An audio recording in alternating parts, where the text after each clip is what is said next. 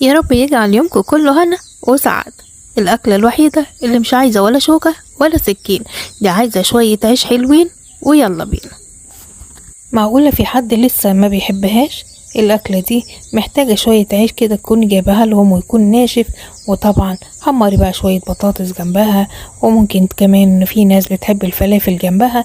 فالمهم اعملها لهم لأنها من أسهل الطرق اللي ممكن تدخليها بيتك، بس خلي بالك لازم تعمليها كاملة علشان يحبوها. شوية بقى سلطة جنبها، بطاطس، العيش الناشف، البصل الأخضر، البصل الأحمر، وحبة التحبيش بتاعتك. كل ده بتخليها وجبة كاملة متكاملة ومفيهاش أي وقت ولا مجهود ليكي نهائي. والأكلة دي كلهم بيتلموا حواليها ومفيش حد بيشبع منها، بالعكس ده بيبقى عايز منها واحدة واتنين وتلاتة. بس على مين؟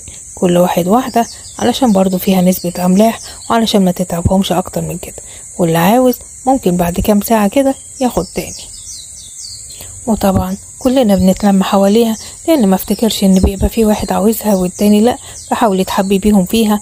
المهم يكون جايباها من حد كويس، من مصدر كويس طبعا، وكوني عاملاها بطريقة حلوة وشيك علشان يحبوها ويستطعموها معاكي. واكيد هما من السنة للسنة بيسألوا عليها، وفي ناس بتحب تجيبها في نص كده، اوقات معينة بيحبوا يجيبوها، فكمان بيحبوها طول السنة.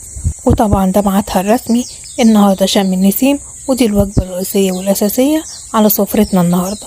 وبكده متنسيش برضو تحطي شوية طحينة عليهم، وبألف هنا وألف شفا، ويا رب يجعل أيامكم كلها هنا وسعادة.